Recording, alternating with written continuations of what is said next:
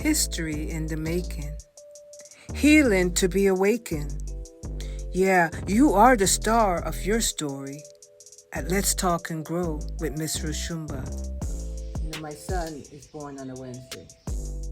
Seen and felt because they are the largest group. And so we got your back. No, we're not perfect. So now you know it's time to grow at Let's Talk and Grow with Miss Roshumba. Let the healing begin. welcome back. This is part 2 of connecting made to last to connect the past with my guest today. Say your name, sir. Randle. Kalalazi Randle. Now, that first name, Kalalazi, has 19 letters. Very special, as he is special. And like I said in part 1, he's an elder, 7 years shy of his centennial birthday. So we know history is important because it gives us a guideline and sometimes a guardrail for us to maneuver in this ever-changing world. So I'm very humbled that Brother Mr. Randle, Elder Randle, has allowed me to capture his story to share with you. This is Let's Talk and Grow with Miss Roshumba, doing the work for the people, doing my part. So if you haven't subscribed, it's a good time to subscribe now. Thumbs up, because you know it's going to be good and informative. And please share it. Please share it. Show me some love. So, you must watch part 1, but I'm continuing with part 2 from where we left off in part 1. So, leaving the South, you did, and you moved to Bakersfield about 1942. Your mother had 2 children, a boy and a girl. You are the first, and you played a very significant part. So you came into manhood in Bakersfield. Yes. Bakersfield, he said it was very hot, so maybe that's why they call it Bakersfield, because he's like in the field baking. So I felt that way. Okay. And so tell me what happened when you, because you, a young man, a young African-American man in a segregated environment throughout the country. What did that mean for you, sir? With the challenges that you... Well, you know what? My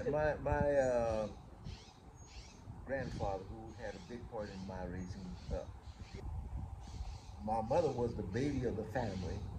So Oklahoma, before we came to California, we all lived together on this farm. And like I said, we raised our own food, canned it, and all of it. And that was way part of it before we came here. From Oklahoma. From Oklahoma. Yes. And you said your grandfather passed away when your mother was born. No, my grandmother. Oh, your grandmother. Okay. My mother's mother died giving birth to her. Okay. How many children did she have? Do you know? It was 4. Just 4. Yeah, 2 boys and 2 girls. And she was the last. And she was the last. She was the baby. So who raised her?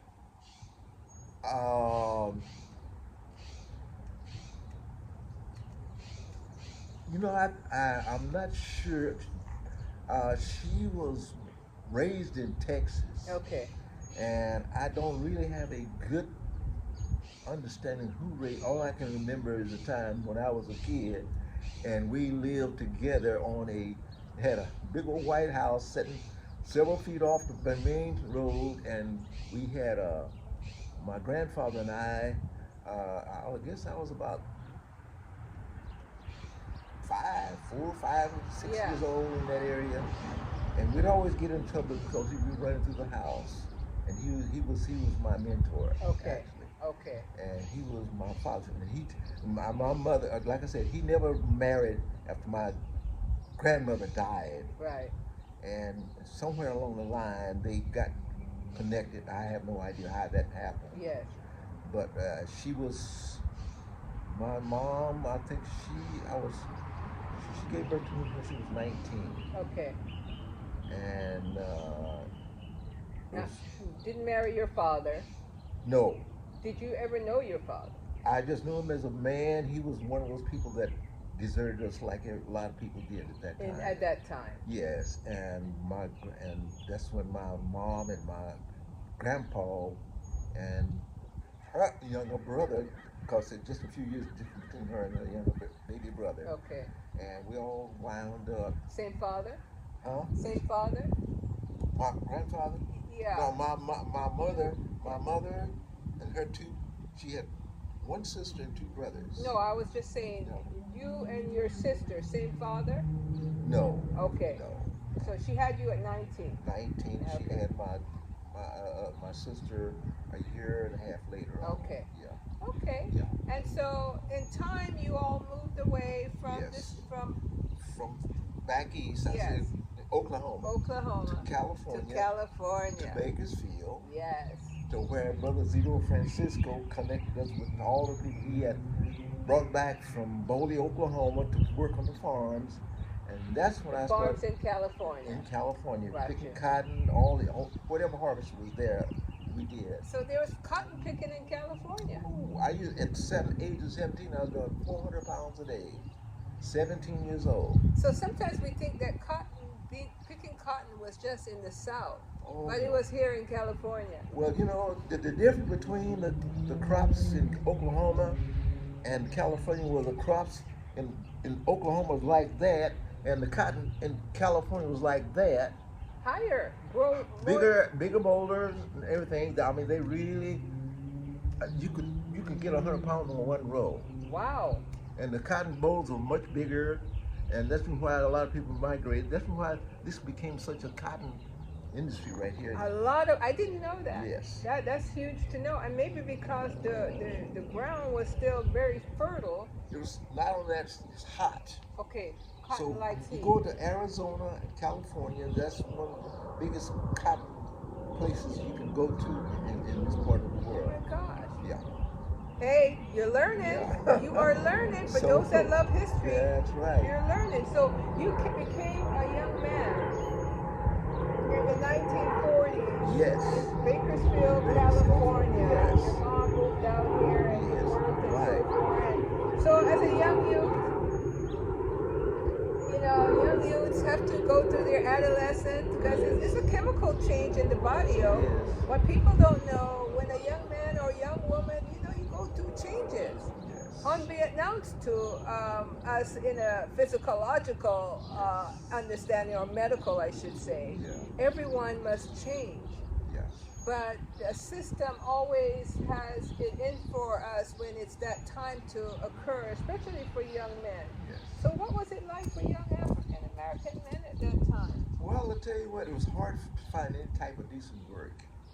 So you either did that, and especially for young black teenagers, was no recreation for us. There was no work, no jobs for us. You go to school and even the schools were segregated. You had white teachers, but you still had no real black role models to go by. So you had white teachers in all black schools. Yes, you did. But one that I appreciate, her name was Mrs. Gray. She was my sixth grade teacher. I loved her because she taught me how to enjoy books. And Okay. reading. Okay. And she's the one that influenced me in wanting to become a teacher, and that's what I got a chance to do during my time. Right. But there were some that was very helpful. Okay. And there were some that weren't. Yes. But it's going to always be that way. Okay. But anyway, my first manhood coming to was when I got a chance to work on the farm. I learned how to. They had irrigating these great big old fields with a sprinkling system. Mm-hmm. They had these great big old pipes sprinklers that you had to move these big long pipes about 30 feet long. And I was a teen, 17 years old, and I bought my mother her first refrigerator. At that time, she had an ice box. 17 years old. I bought that for my mother. Wow. And that's when I was. That was huge. It was. That was a big feat. That was a big feat. Took to a get. lot of discipline. Oh man, I feel like I could put my chest out. I always felt responsible trying to help my mother, though. I took that because you were the only man in the house, and right. And so she worked so hard. She did housekeeping. Okay. And domestic working at that domestic time. work, yeah. Did she live in? Yes. She lived in their homes, or she Yeah, went yeah. to She used to go to work every day, and catch came the back.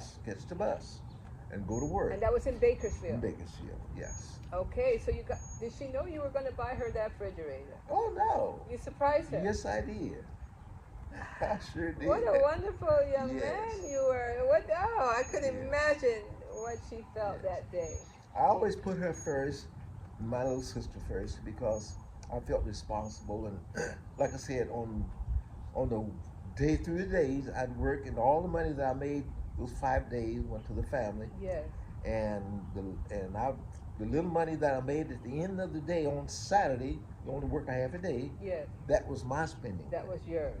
And it didn't take much for me. Just I wanted to buy junk, and I learned how to do a lot of putting things together myself. Mm-hmm. If I wanted something, I'm going to build it myself. So how was Sunday? What was Sunday in your Oh, family? Sunday was a beautiful day because this man was a Christian, and all the people that came from there, they were Christians.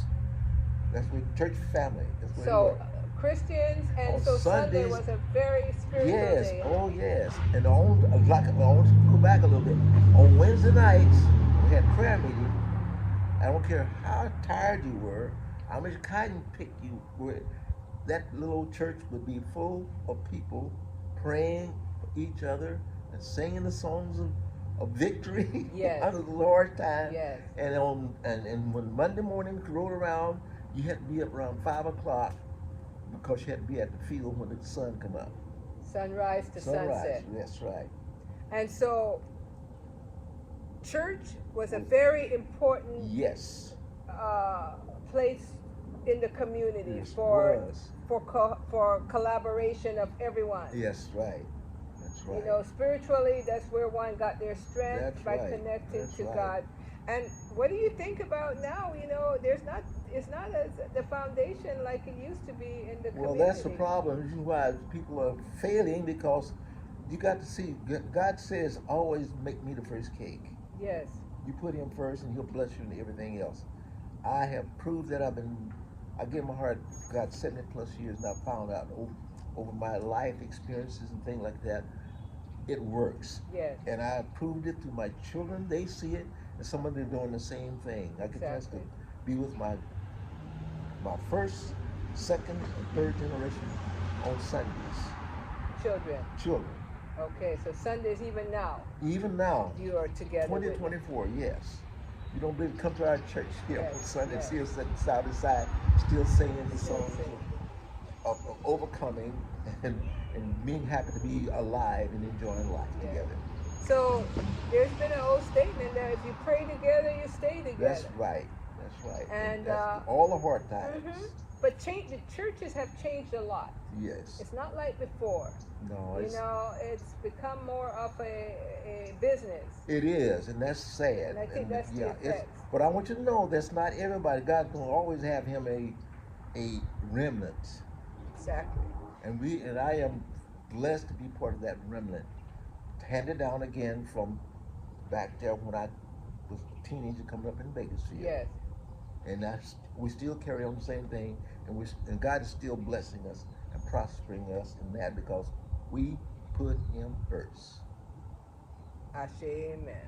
Yes. So, what propelled you to manhood, and then from there you went to the military? Well, first of all, I was raised well, but as a teenager, you don't want to do bad, but you're always flirting with the edge of bad. And so I got myself in a place where that I came close to taking somebody's life. Another church member, his parents, his son was much older than I was, and he was kind of a bully, and he made me mad. And at the age of 18, he made me so mad, and he embarrassed me in front of people, and I went and stole my uncle's rifle and went down and laid down in ambush to kill him, but he didn't come out. Mm. So, and when I got over that, I said I got to get out of here. And so that's the reason why I went into the military, because it came too close. I didn't want to put my, I didn't. I've seen people where their parents have to go visit their children in jail, and I never wanted that thing to be part of what my mom wanted to do. Right. So and she would. I'm only going at 18, but she wouldn't sign. So I was born in February of 16th February. So my birthday, I turned 19. I didn't have to have a permission anymore. Okay. So I went and volunteered because I was escaping what I was about to become. So, and that's powerful. Yes. That's powerful. So you say, you know what? Let me go into the military Yes. instead. Yes. And you went into the Army, Navy? Army. Yeah. And how many years you served? I spent 3 years. 3 years. I spent a year, close to a year, in Korea when Korean War jumped off. So Korean War. In 1950. Okay. It started. And you're wearing your hat now, Korean Yes, veteran. yes. And you earned the Purple Heart as well. Yes. The story behind that is Patriot. when I was coming up as a teenager, I was Sunday school, church again. My Sunday school teacher told me, she said, "Boy." That's how they talk to you. Yes.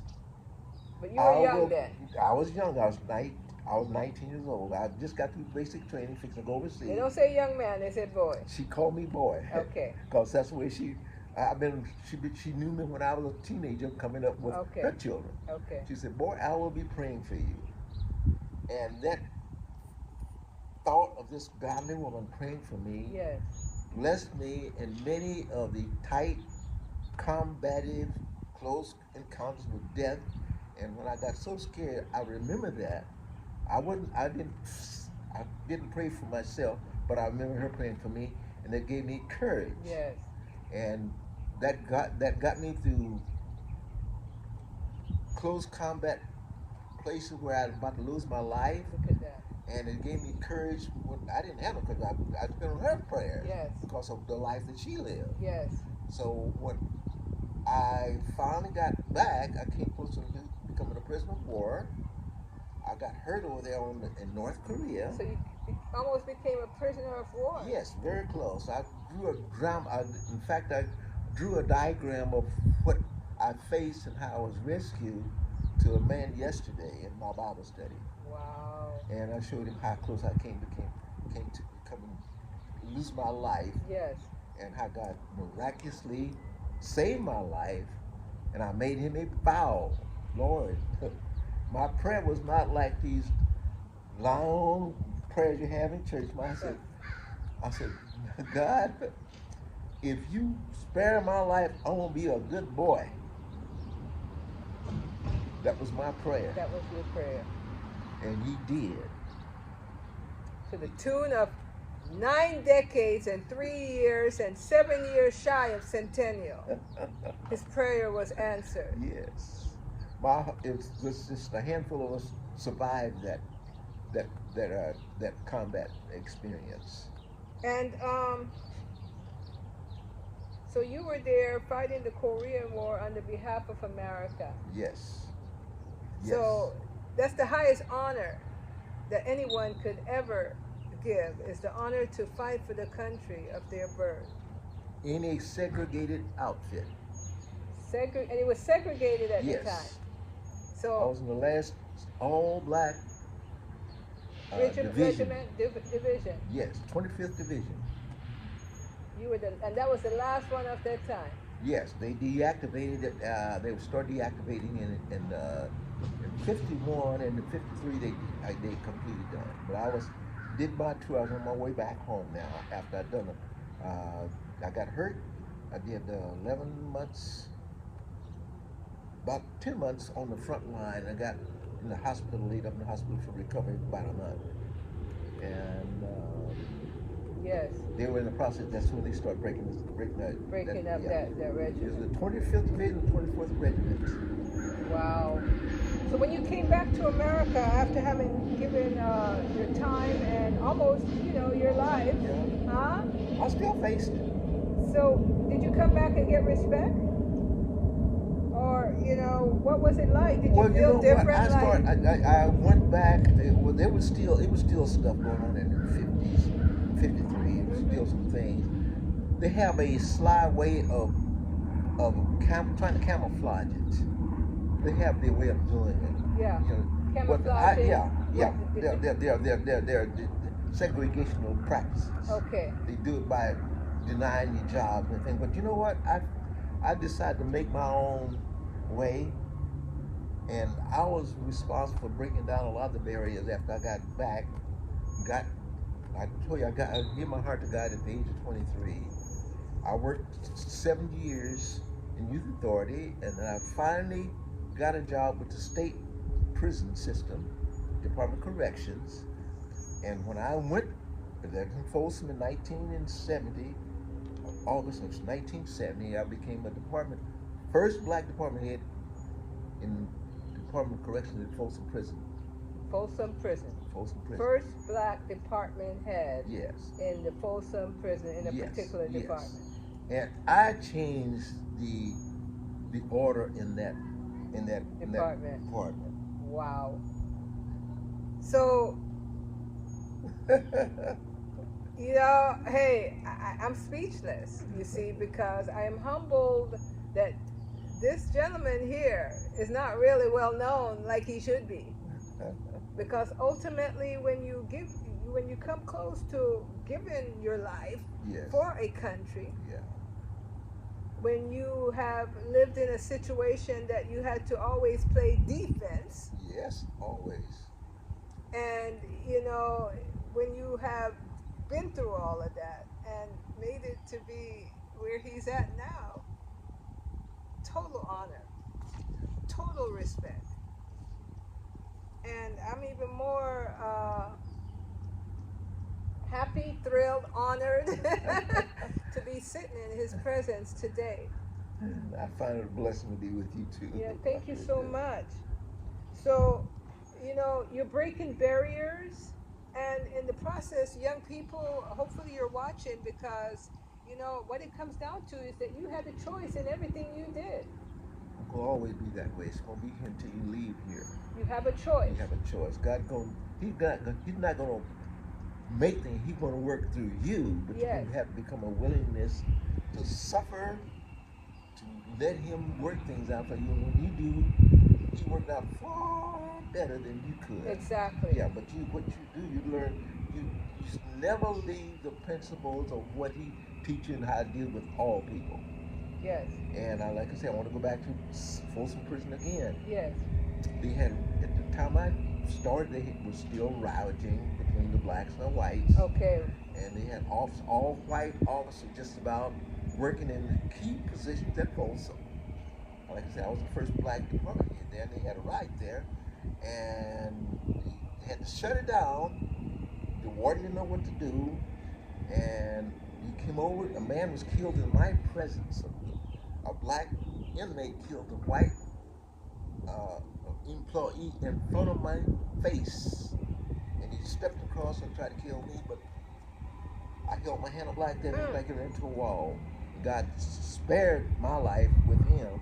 He ran out of the building, and I said, "You can have your job," but my mother-in-law, who I persuaded to go back, she said, "Go back. If you're running from this, you're running from other things the rest of your life." Right. Well, see, I'm already in combat, and I thought I was blessed, and I'm gonna have to face this. I didn't have no gun. I never was an officer. I was a department head. I wore necktie. I dressed professional every day. That was my job. Yes. I didn't have. All I had was a whistle to call for help. You had no baton? No baton. I'm not an G? officer. No key. I had a key. No G gun? No gun. But I had officers working under 3 officers working under me. Yes. But anyway, I changed the place because they used to have that place, a place in the laundry is where it was.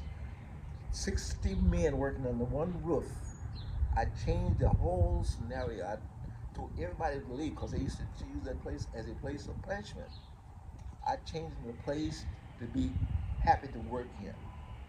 I chose the officers, my assistant, and everybody else under me to my personality. And I get, and the warden didn't know what to do, so he came up to my place. He said, "What?" And I just, God give you wisdom if you open open your eyes to it, open your way to it. And that was my first time working on something that big. Wow. 3,000 inmates. That were all under you. All 3,000 in the prison yeah. itself. And 60 plus of those inmates were working in my shop. And they loved to come to work. They couldn't wait. I had to change that.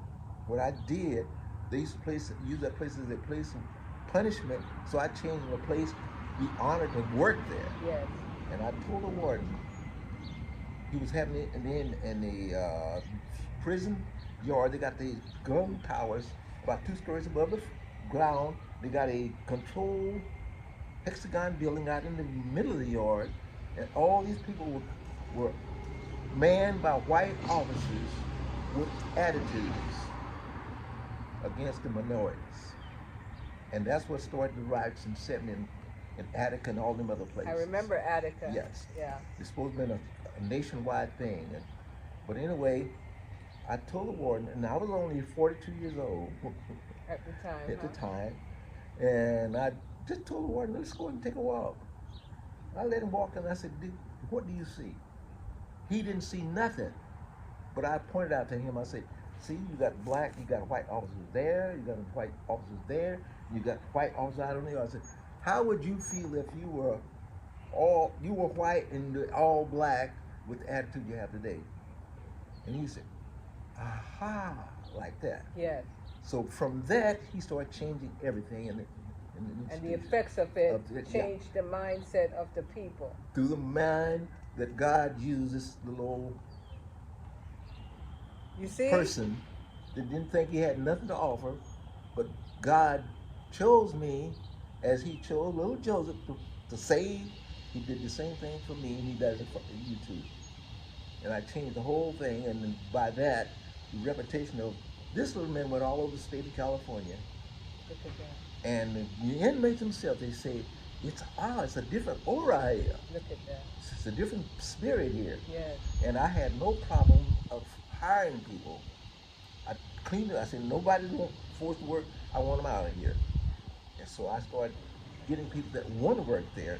And for the whole time I was in that department, was never a fight in my department. And I had blacks, white, Mexicans, and any other race you had, with all these different gang members working together. Yes. Look at that. God did that. You can't leave God out of your life. No. Even when you're very young and sometimes think that, you are God because of your youthful energy and vigor. Yeah. But remember, you have been created. Right. And if you call the Creator to be, because the Creator ain't going to impose on you because you have free will. No. You have free will. That's right. And you see, because Mr. Randle, there are many young African American, that their rites of passage is the prison system. It is if you don't change. And a lot of the way you describe your life, you grew up without a father. Yes. You had anger issue at a point that you had to make a choice. Yes. And you end up in the military, which instead of being on the battlefield in your community taking life, you say, I'm going a different way. Mm-hmm. And then you applied it in a way to make a living helping those that made a bad choice. That's exactly right. That's what I did. And so what would you say then directly to the young men that every day, if you listen to the news, the black youths are taking the life of more than likely 99% black youths that look like them? You're victimizing yourself. Don't let the enemy turn you against each other. First of all, you got to have a new heart. You can't do it by yourself. You try to do it by yourself, you're going to fail. But you put God first. It's a new heart and a new spirit. Then I will call you to walk in my way. Yes. Your hate will become love. I ain't got a hate bone in my body at all. I want to back up again.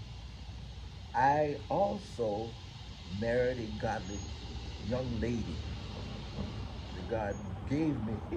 And we're going to touch bases on that because, see, that becomes the other challenge. Yeah, that's You know? that's part of my history. Because a lot of the young youths, you know, and the young female, they come from a single parent family. Yes, they do.